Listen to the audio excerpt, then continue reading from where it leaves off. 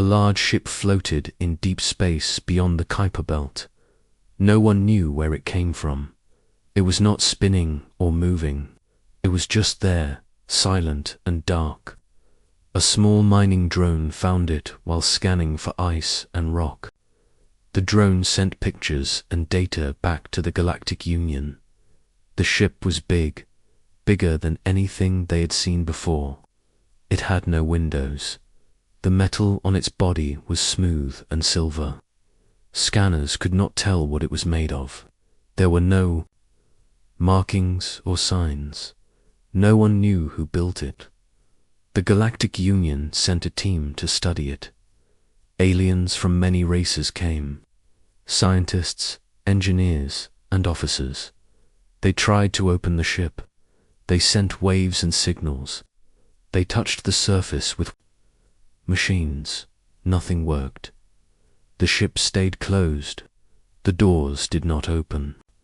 The lights stayed off. Then someone had an idea.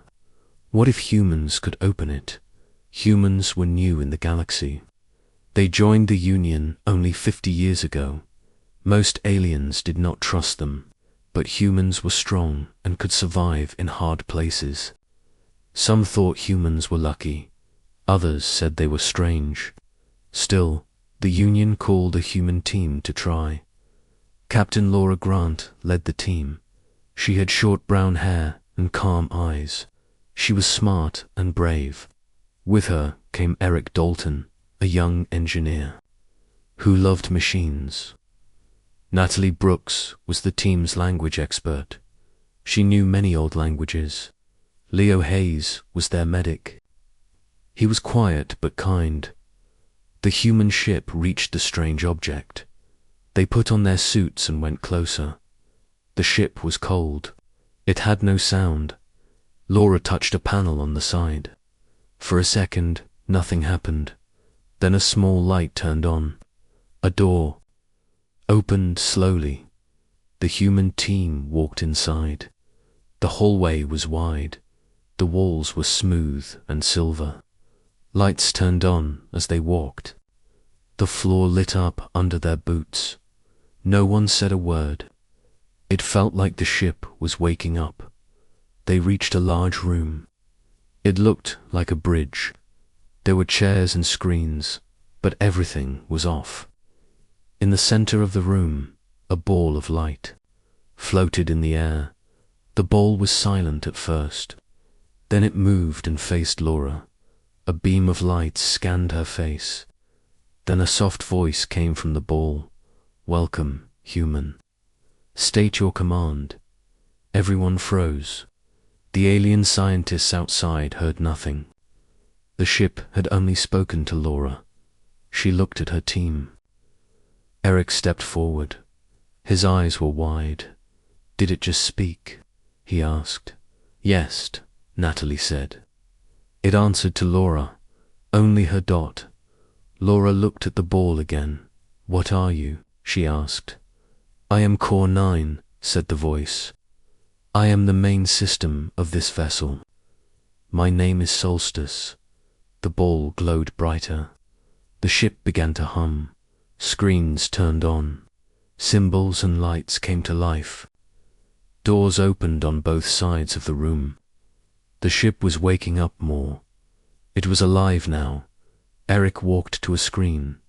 He touched it. The screen showed maps, stars, galaxies, and strange signs. He looked back at Laura. "It is showing us something," he said. Core 9 spoke again. This ship was built long ago. It was waiting for a command voice. Only a human voice matches the pattern. Natalie looked surprised. "Why only humans?" she asked. The answer was slow. "The builders of this ship used your kind as the base. You are close to them. Others are not." Aliens outside the ship began to get nervous. They were watching from their ships. They had tried to open the ship for weeks. Now it answered to humans only. Some did not like this. Inside, Leo scanned the walls. He found old symbols. Natalie looked at them. These are not just letters, she said. These are warnings. Something is coming. Laura stood still. She felt something heavy in her chest.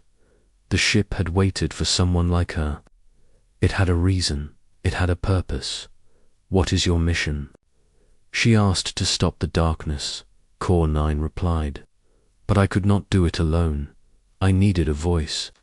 I needed you. Laura looked at her team. They had come only to study. Now they were part of something much bigger. The ship was old, but strong. It had secrets. It had a mission. And now it had found the ones it needed. Outside, the alien leaders called the Union. They wanted answers. Why did the ship speak only to humans? What would they do next? Inside, Laura gave her answer to the ship. Show us everything. The ship obeyed. The story was only beginning. The ship was awake now. Lights moved along the walls. Screens showed strange images. The sound of power flowed through the floor. It felt like the ship was breathing. Captain Laura Grant stood at the center of the bridge. She looked at the floating light called Core 9. Her voice had started all this. The ship only listened to her.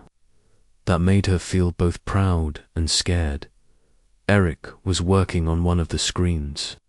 It showed a large star map. He touched a part of it, and the screen zoomed in. A red line moved across the stars. Look at this, he said. This is not just a map. It shows a path, maybe a journey, maybe a warning. Natalie stood by the wall where symbols had appeared. She took pictures and wrote notes. These symbols are part of a very old language, she said. I think the ship is telling us about something that is coming. Leo checked the air levels. They were safe now. The ship had changed the air inside to match human needs. It was like the ship knew what they needed. It cared for them. Laura turned back to Core 9. Who built this ship? She asked. The precursors, said Core 9. They lived long before your kind. They were wise and powerful. They saw a danger far away. They built me to stop it. What danger? Asked Laura. A force from beyond your stars, Core 9 said. It has no name, only hunger. It eats light and sound. It breaks stars and turns them into dust. Everyone became quiet. Even Eric stopped working. The idea of something that could break stars was too big to understand. Why us? Laura asked. Why do you answer only to humans? The precursors made this ship for ones like them. Your kind is close to them. Your body, your voice, your thoughts. The others do not match. Natalie looked confused. But there are many smart racers. In the galaxy, why not them? You are not the smartest, Core 9 said. But you are the most like the first ones. That is enough. Eric smiled a little. So we got lucky, he said. No, Core 9 said. You were shaped for this. Outside the ship, the alien teams watched. They saw the ship light up. They heard nothing. Their tools still did not work. The ship was locked to them. Only the humans could enter and command it. Some of the aliens grew angry. Others grew afraid. They spoke in secret meetings. They did not like that the ship had chosen only one kind. Laura did not know this yet. She and her team kept moving through the ship. Core 9 opened new doors. They found a room full of stasis pods. Inside were machines, not people. The machines looked like they were made for work and repair. Eric touched a pod. It opened. The machine inside woke up. It moved slowly, then stood still. Core 9 said, This unit is for fixing broken parts of the ship. You may use it. Eric looked at the machine. It had arms with tools. It did not look like a weapon. Can it help us understand more? Eric asked. Yes, said Core 9. It holds memories. Natalie found more writing on the walls. It told of battles long ago. The precursors had fought the darkness. They had lost, but they built ships like this to try again. She read part of the writing out loud. The darkness eats stars. It comes with no sound. Only ships like this one can. Stop it. If you hear this, you must try again. Laura felt a heavy weight in her chest. This ship was not just a tool. It was a message, a last hope. Back at the edge of the ship, one alien group tried to break in. They used cutters and small blasts. The ship did not react. Then they sent a signal to the Union. The humans have taken the ship, they said. They keep it from us. They must share it. The Union leaders sent a warning to Laura. They told her to stop and leave the ship. But she said no. We did not take the ship, she said. It came to us. It speaks only to us. We cannot leave it now. The Union grew angry. Some said the humans had found a weapon. Others said they were breaking the rules. Laura called her team together. She told them the truth. The Union may come for us, she said. They may try to stop us. But I believe we are here for a reason. Eric nodded. We have to learn more. We have to finish what the precursors started. Natalie looked at the writing. She pointed to a symbol. This means danger, she said. But also hope. Leo stood quiet, then said, we should be ready. If the darkness comes, we need this ship. Laura looked at the screen. The red path was still there. It pointed far beyond the known stars. Where does that path go? She asked. Core 9 answered, to the edge of all things. Laura knew what they had to do then. That is where we go. The stars looked calm from the bridge of the solstice, but Captain Laura Grant knew that trouble was coming. Core 9 had shown her and the team a dark path beyond the stars. Something was out there, something dangerous, and now the Union was not happy with them. Laura stood in front of the main screen. It showed a red glow moving through space. That glow was not a planet or a star. It was something else. It moved slowly, like it was alive. Eric was working with one of the machines. They had woken up. The machine helped him understand the ship's controls. It showed him how to move the ship, how to scan for threats, and how to use the ship's defenses. He was learning fast, but he still had questions. How did the precursors make something this strong? He asked. Core 9 answered. The precursors used all they had, their last knowledge, their last energy. This ship was their final hope. Leo checked the power levels and medical systems. Everything was working. The ship had changed parts of itself to fit the humans better. It now had places to sleep, food storage, and even a small medical bay. Natalie kept reading the symbols in the deep halls of the ship. She found more about the dark threat. The darkness eats stars, she said. It sends waves that break space. The precursors tried to stop it, but they were too late.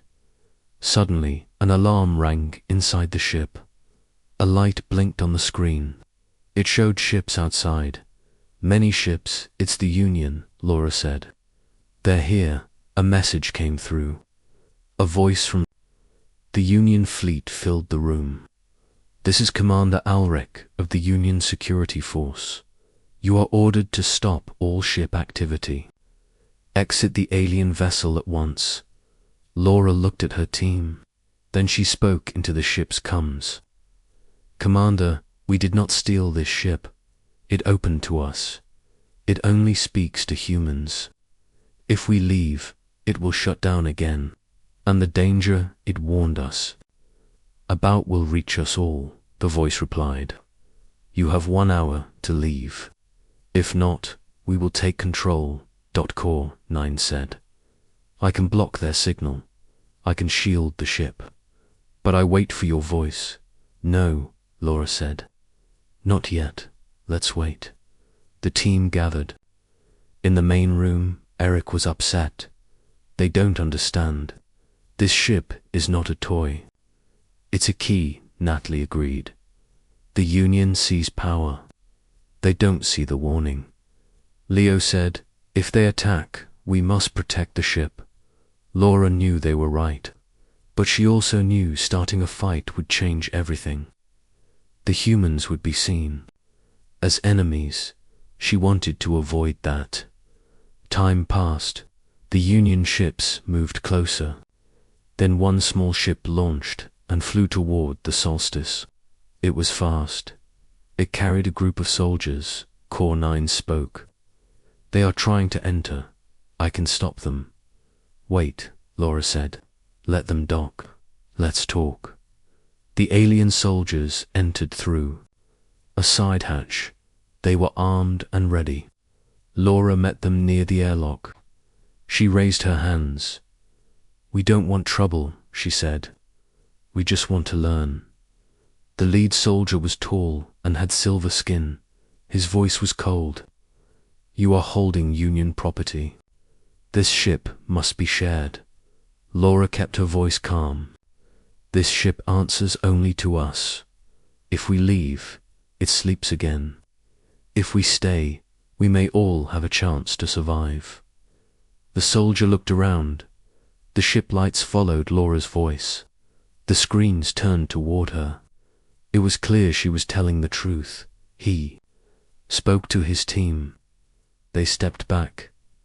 I will report this, he said. But I see the ship has chosen. This may be bigger than us. The soldiers left. The Union ships did not attack.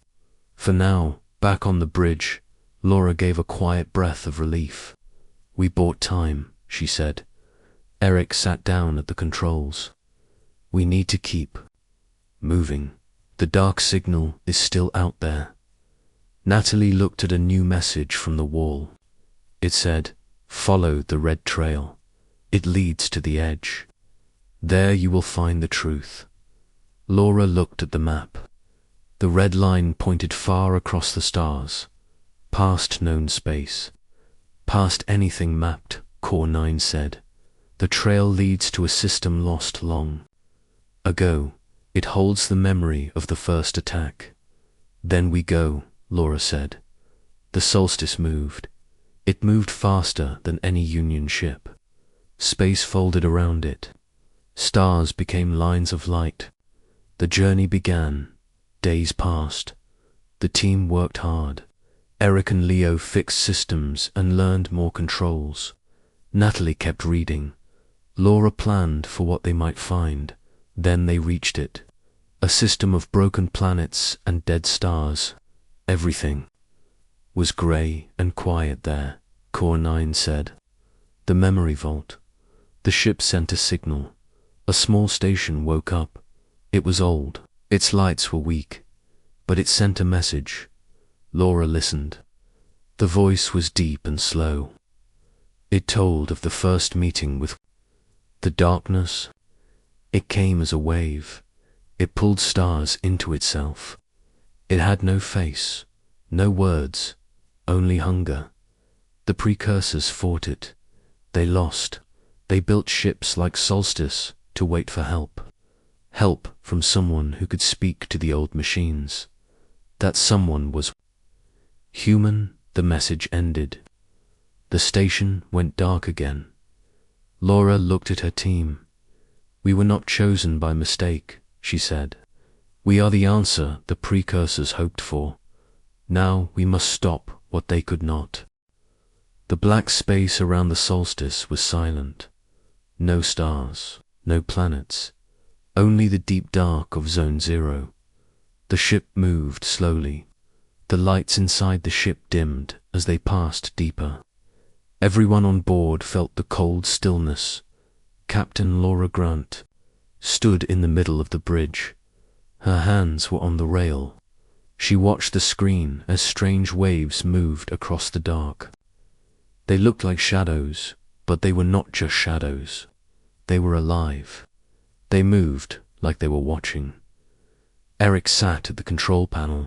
He checked the readings. "I don't understand this," he said.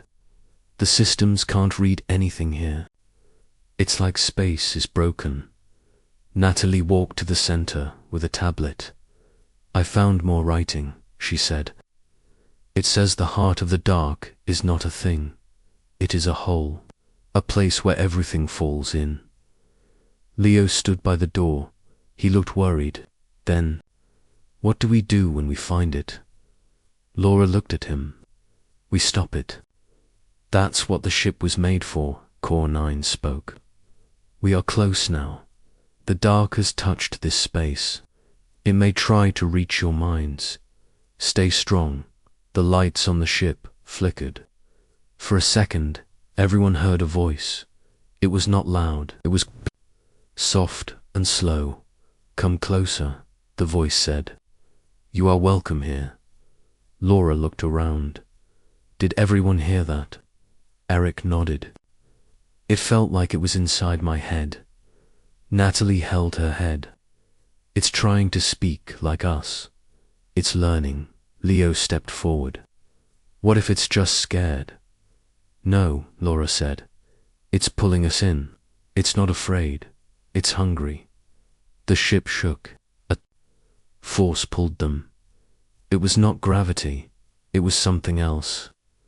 Core 9 raised shields, but the pull was strong. "We must go to the center," Core 9 said. "That is where the key must be used." "What key?" Laura asked. "You, your voice, your mind. The final lock must be opened by you." They followed the pull. Soon they saw it. A large dark sphere floated in the middle of space. It moved without sound. It swallowed light. It was the heart of the dark. Core 9 spoke again. "This is the source. The others failed here. They did not finish the task." "What do we do?" Laura asked. "Speak the end command. Use your voice. I will guide it." Laura stood in front of the control light. She closed her eyes. "What do I say?" "Say you refuse. Say the light must stay. Say life continues." Laura spoke. Her words were strong. The ship took them and turned them into something more. A wave of sound moved from the solstice. It hit the dark sphere. The sphere shook. It pulled harder. Then the voice came back. "You are too late," it said. "The others were weak. You are the same. You will fall." Eric shouted, "It's trying to break through." Core 9, "Hold it back." Core 9 replied, "Your voice must finish the lock." Laura spoke again. She said no. She said the dark could not win. She said the ship was made to stop it. Her voice grew louder. The ship grew brighter. The sphere cracked. A line of white light appeared. Then another. The pull slowed. Leo smiled. "It's working." The dark screamed. The sound filled every room. It was pain. It was fear. The light from the solstice hit the heart. The dark began to shrink. The shadows pulled back. The stars came back into view.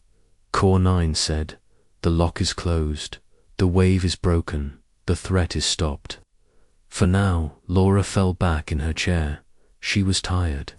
Her team sat down to dot. Natalie said, "We did it." Eric looked at the screen. "We can go home," Leo smiled. "Or we can help others now."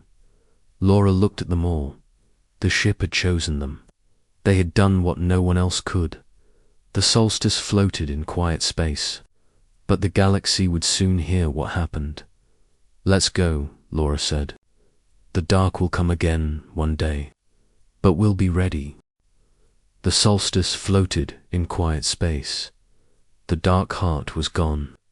The stars were back. The danger had passed. For now, the galaxy was safe. Captain Laura Grant sat on the bridge. Her team was with her. They were tired but calm. The ship lights were soft again. The screens showed star maps. The ship was no longer shaking. It was peaceful. Core 9 spoke. The task is complete. The lock has closed. The danger has stopped. You have done well, thank you, Laura said. But we know it's not over forever. Yes, Core 9 replied. The dark can return. It always tries again. But now we are ready. Eric looked at the screen. The galaxy is still out there. They don't know what happened. Should we tell them? We have to, Natalie said. They must know the truth. The Union needs to see what this ship is for. Leo nodded. Maybe they'll listen now. Maybe they'll stop fighting us. Laura stood up. Let's go back. We'll show them what we saw. We'll give them the records. Then it's their choice. The ship turned. It moved fast. The stars became lines again. They flew toward known space. While they traveled, the team worked. Natalie built a full report.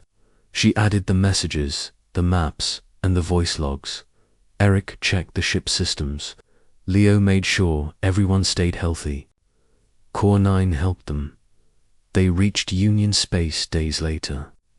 Union ships came to meet them. They were not sure what to expect. The solstice looked strong, too strong. Some were afraid. Laura sent a message. This is Captain Laura Grant. We return. From Zone 0, we carry truth. We ask to speak. The Union agreed.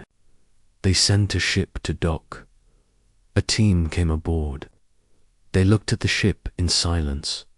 They listened to the story. They saw the maps. They heard the voice of the dark. One Union leader, a tall figure named Commander Vell, spoke. This is not what we thought. We feared you had taken power. But you carried a great weight, and you won. Laura nodded. We didn't ask for this. The ship chose us. We just did what had to be done, Commander Vell said. We must share this. The galaxy must prepare. Can we work together? Laura looked at her team. Eric, Natalie, and Leo all nodded. Yes, she said. But the ship still answers only to humans. That will not change. We understand, Vell said. We will not try to take it. But we want to learn. The Union agreed to build a center for study, a place where humans and others could meet. They named it the Beacon. The solstice stayed near it. It became a symbol, a sign of hope. Time passed. The team stayed on the solstice. They trained others. They explored new systems. They watched for signs of the dark. So far, all was quiet. One day, Core 9 spoke again. Signal has reached us. A new one. Unknown. It may be from another ship. Laura stood up. Show me. The screen lit up. A soft light blinked. The signal was weak, but it was real. Eric smiled. Maybe it's the missing ship. Maybe we're not alone. Let's find out, Laura said. They set course again. The stars opened before them. The solstice flew on. The fight was not the end. It was the beginning of something more. A future with light. A future where the dark would not win. They were ready, and they would always be.